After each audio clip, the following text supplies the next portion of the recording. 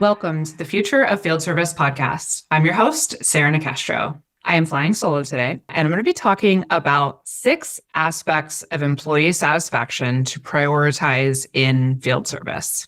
This is a topic that I've been thinking quite a lot about lately, and I'm drawing the inspiration for this episode from a number of conversations.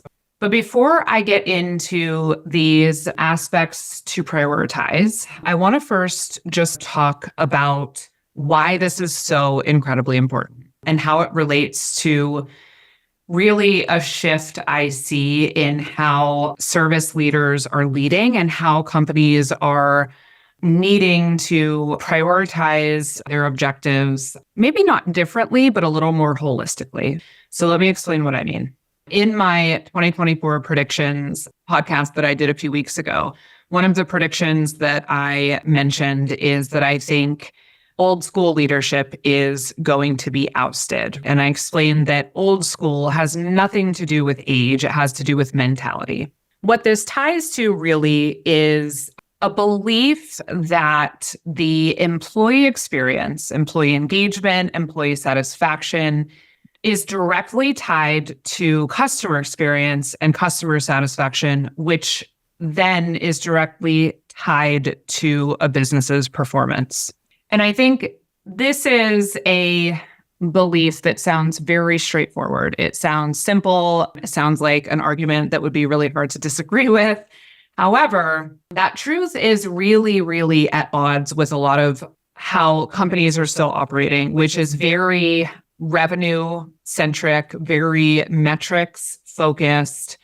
And while they may say that they are employee centric or that they understand the correlation between employee satisfaction and customer satisfaction and ultimately company performance, the acknowledgement of that correlation is not supported by the actions that are being taken. When we think about what that means in terms of not only these levers to improve employee satisfaction, but how it needs to be supported by the overall ethos of how a business is run.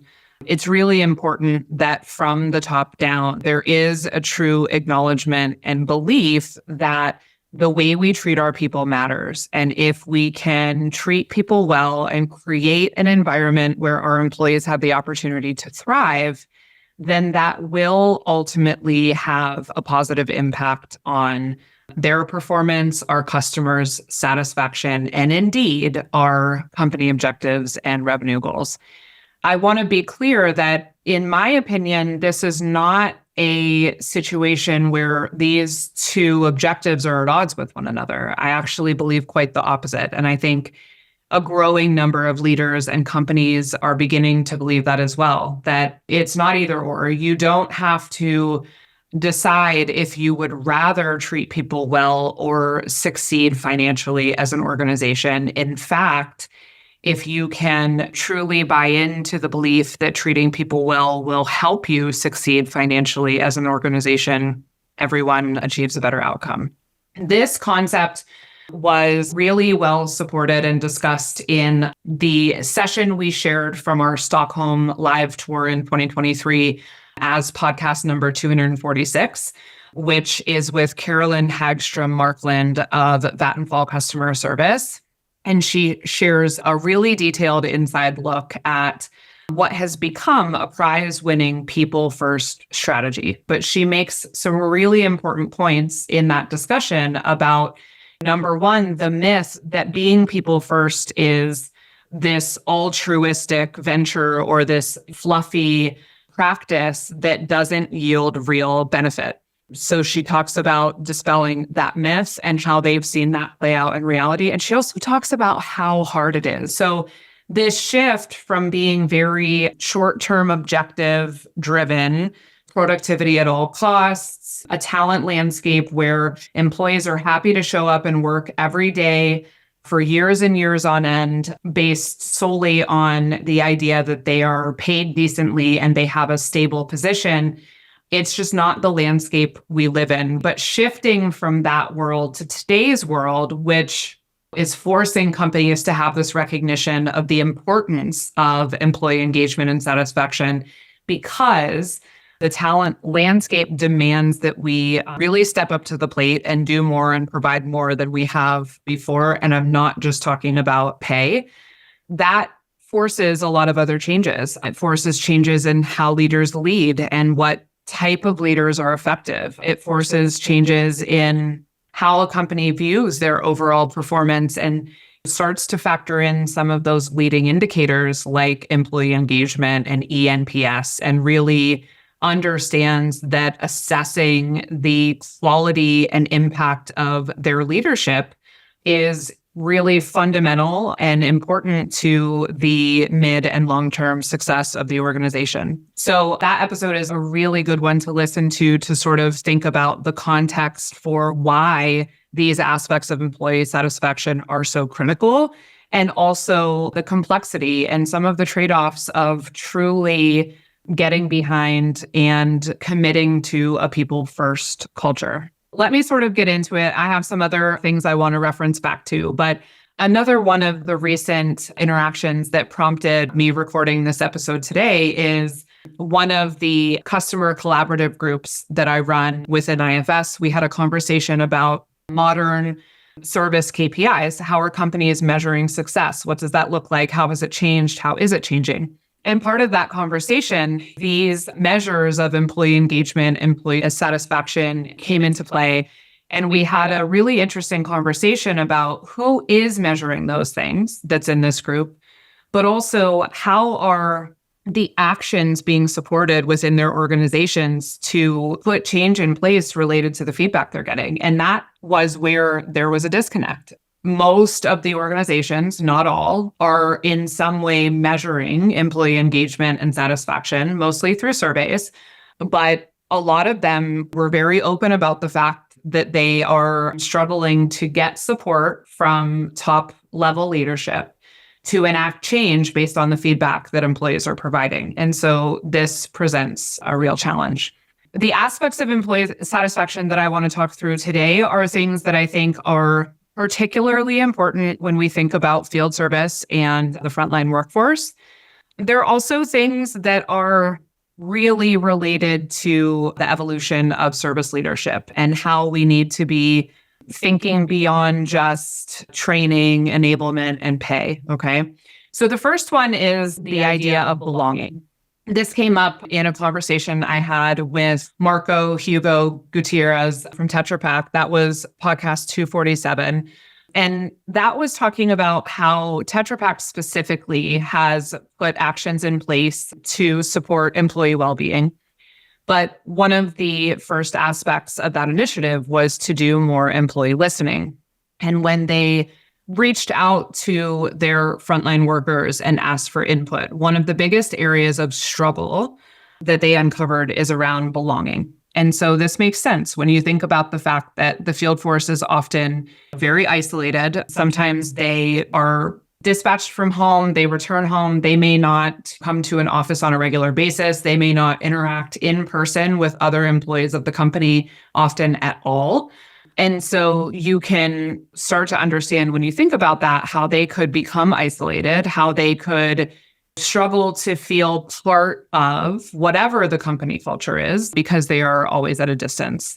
One of the things that Marco talked about is that it isn't unreasonable when you have technicians who are often visiting the same customers as part of the service they're delivering for them to almost get to a point where they feel closer with the customer than they do the company they're providing service for. And so I think this sense of belonging is important because people want to feel connected to what it is they're doing every day. They want to feel connected not only to the impact they can have on the customer, but why that matters to the company that they work for.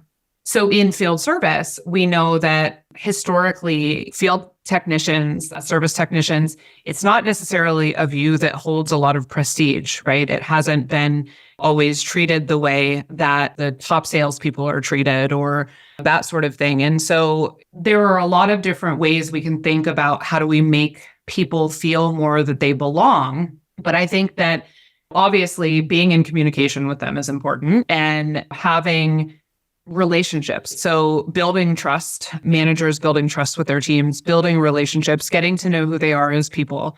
There's another point that stands out to me from another episode 222 with Anthony Billups from Comfort Systems. We had a conversation around breaking the outdated field service mold. And one of the points he brought up is that when you're a leader, you lead human beings, and they may only be an employee for 8 hours of the day, but they're a person, they're a part of your team, they're a part of the organization 24 hours a day. So I like the idea of the 24-hour leader. Do you care about your team as people? Do you understand who they are and what's important to them? Do you go out with the intent to make them feel that they belong? There's also an aspect here of looking for opportunities to physically bring people together. Yes, there's a cost to that, but I think there's also a benefit. It doesn't have to be something that's frequent, but whether that's making a point to, as a leader, meet with people one-on-one, whether it's bringing small groups together, just thinking about different ways you can foster that sense of belonging. The second is connection. Now, these are closely related. However, I think the difference is belonging is really identifying with the purpose and the role that these folks serve within the company and feeling that they are a part of a team and a part of the company mission. Connection can be a part of that, but it's also, this is where you get into a little bit more tactical things. Are they connected to the right resources? Are they connected to the right information? Are they connected in the sense that they have opportunities to provide feedback? And to the point I mentioned earlier, is that feedback acted upon? Do they understand the degree to which it is seen and heard and factored into decisions? So there's a communication part of this connection of making sure that these employees don't begin to feel isolated because they aren't considered when it comes to all of the facets of communication that should exist between the company and them. There is also the part that ties to belonging about connection to their leader, and probably also connection beyond that to leadership to the degree that it makes sense. Connection to one another. So that could be in the context of, is there mechanisms in place that a technician can get support from another technician when he or she needs help on site?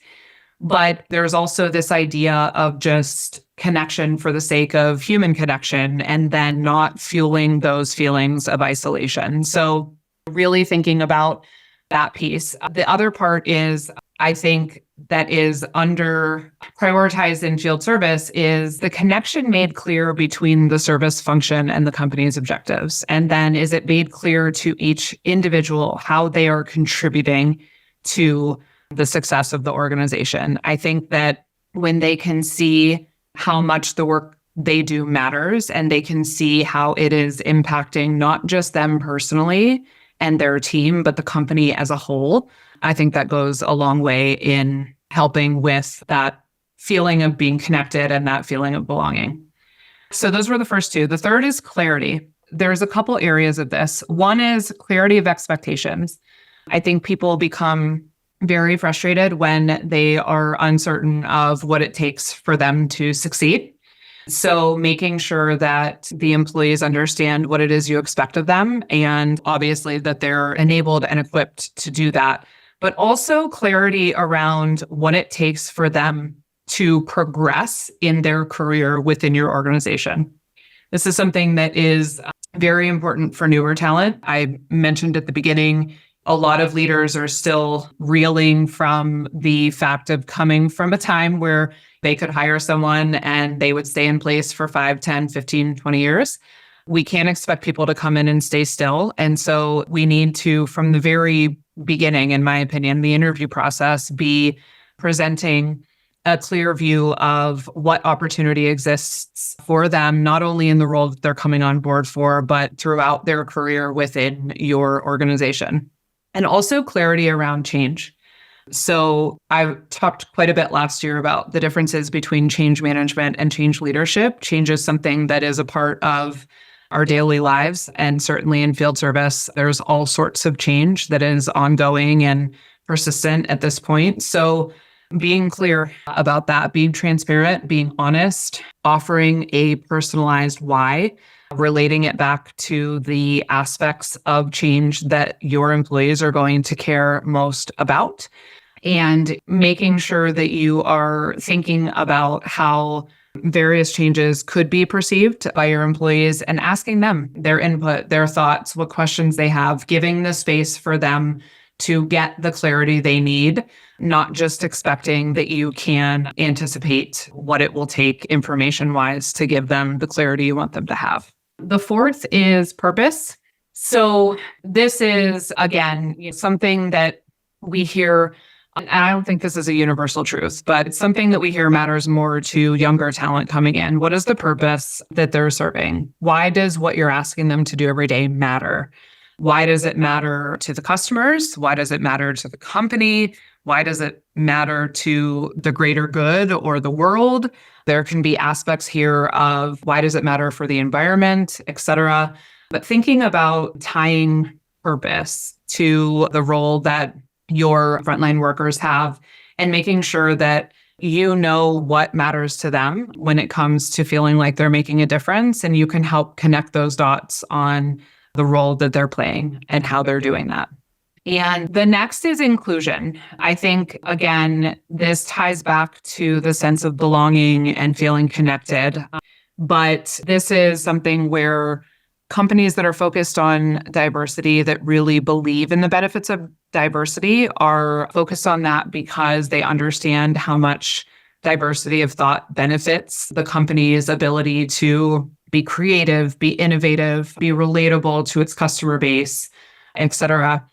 And you can't have that diversity of thought if you aren't including everyone and asking for input and creating an environment where people feel that they have an opportunity to weigh in or to bring ideas to their leadership. I think inclusion, particularly when we think about field service, also needs to be reflected on when you think about the type of recognition your company gives. I mentioned often companies have a retreat or a trip for the top salespeople. And we've had very few, but a couple of examples of companies that have started doing that for service awards as well. And I think that's a really good way to make field service leaders feel included and that they're part of that big picture.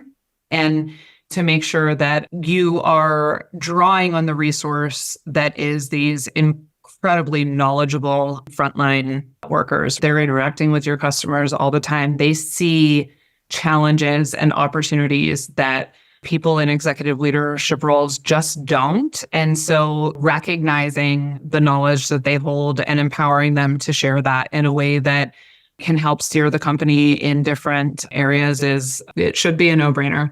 Carolyn, in the session around Vattenfall, she talks about how you really cannot be a people-first business if you aren't including your people in decision-making. She talks about how she earned the trust of her team early on in introducing this focus because there's a lot of skepticism for a company that is saying they want to be more people-first. Sometimes at first, people can be a little questioning of that. And so they ran into a challenge and she went to the team and said, hey, I don't know why this is happening and I don't know how to solve it. And I need you to help me figure out what we do here. And she shares that at first people were really taken aback because they're not used to a leader admitting that they might not have all of the answers or looking for that groupthink and doing brainstorming in that way.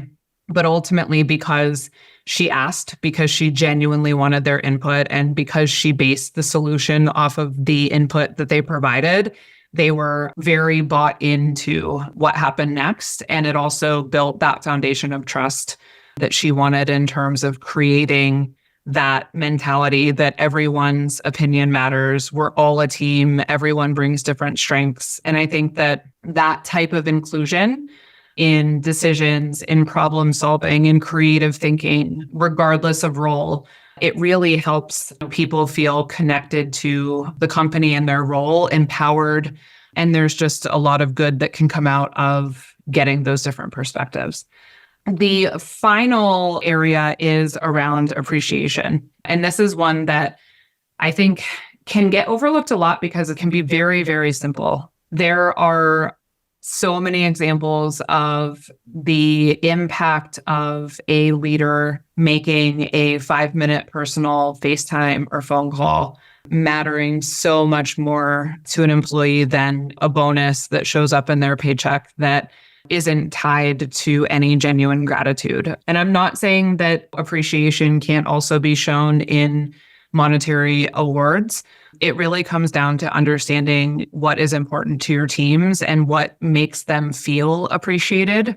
But there is an element here of personal touch goes a really long way. And that idea of human connection, just saying thank you, sending a card, sending an email, a quick phone call is really something that I think is underutilized. I think the other thing I would bring up under the category of appreciation is making sure that, and it's tied to some of the other things here like belonging and connection, but when you have milestones that you can celebrate as a team, make sure you're celebrating the wins, not just the big ones that are tied to the overarching company metrics, but some of the hard-earned successes along the way that it takes to get to those.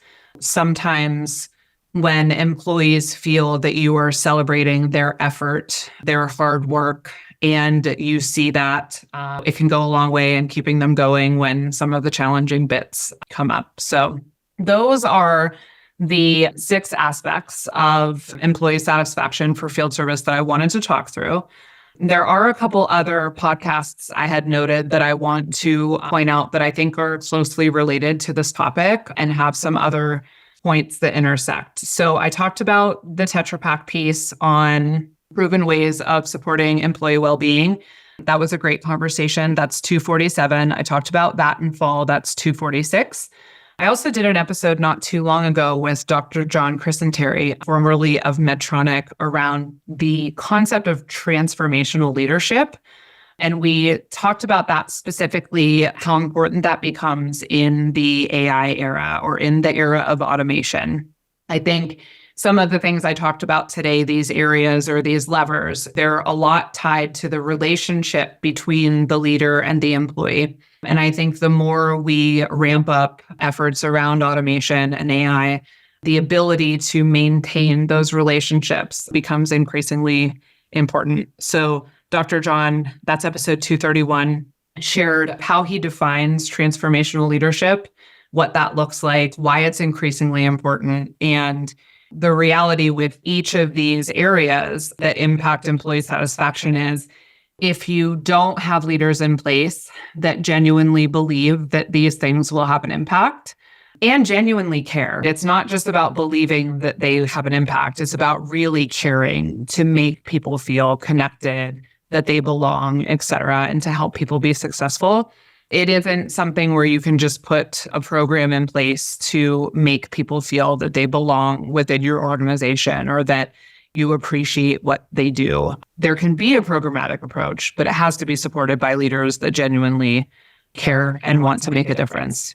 And I would say on that note, probably one of my most referenced podcast episodes of 2023 is episode 205 with Venkata Reddy Mukku of Bruker Nano. He talks about his recipe for success in using service as a competitive advantage. And it's not really a spoiler alert to share that that recipe for success is people. And so he talks about how he prioritizes his time on his teams and then customers, knowing that the commercial metrics will follow. And I think, again, that goes back to really what I said in the beginning, which is if you don't genuinely believe that that is the case, then you could try and do any of these things, but it's not going to be authentic and it's not going to have the intended impact. I think the leaders and the companies that are having success in creating environments where employees want to be are having that success because they genuinely believe that if they can show employees they care, if they can create environments where employees want to come and take part, and weigh in and problem solve and be empowered, that the customer experience and the financial gains will follow. That is really the key to it all. And Venkata has a really good mindset around that. He has some really good specifics on how he focuses his time as a leader in a global business to ensure that his teams and his team's teams are embracing that same belief and mindset. So I would recommend checking out all of those podcasts. I know it's quite a list, but this is really a compilation of things that has come up time and time again in conversations, that I think these are areas that are maybe under focused on because they can seem too simple, or they sometimes are maybe viewed as too fluffy or that sort of thing, but they're really worthwhile. And the last thing I'll say is Carolyn from Vattenfall's discussion. She talks about how part of their people first strategy was to enact a no assholes policy. And I think that she also talks about how hard that was. Like, again, it can sound very, yeah, no kidding. We don't want jerks to work here. And of course, et cetera.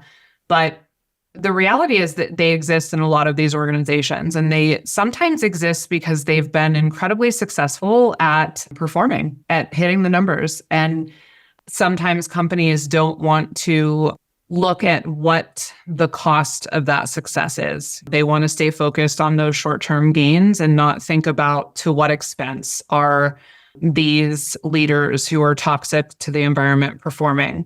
And so taking that approach where the impact of one high performer who is toxic to everyone around them cannot be prioritized over the greater good of the company's culture is another really important element here. And it's one that, again, sounds straightforward, sounds simple, but can be very, very challenging to actually embrace and put action behind. So it's another good piece of food for thought. I would love to hear from you all what your thoughts are on, one, how the importance of employee satisfaction factors in at your organization, and two, what other levers or areas of focus you find important in making sure that your teams remain engaged and satisfied and want to be a part of your organization. So if you have thoughts, I'd love to have you on. If you want to come on and have a follow-up conversation, or if you want to be more anonymous, you can feel free to share some thoughts with me, and we can keep it anonymous as well. But would love to hear anyone else's view on this topic. And you can always email me at sarah@futureoffieldservice.com. So thanks for listening. You can find all of the episodes I referenced throughout here and more at futureoffieldservice.com. While you're there, be sure to sign up for the Future of Field Service Insider so you can stay up to date on all of the latest content. The Future of Field Service podcast is published in partnership with IFS. You can learn more at ifs.com. And as always, thank you for listening.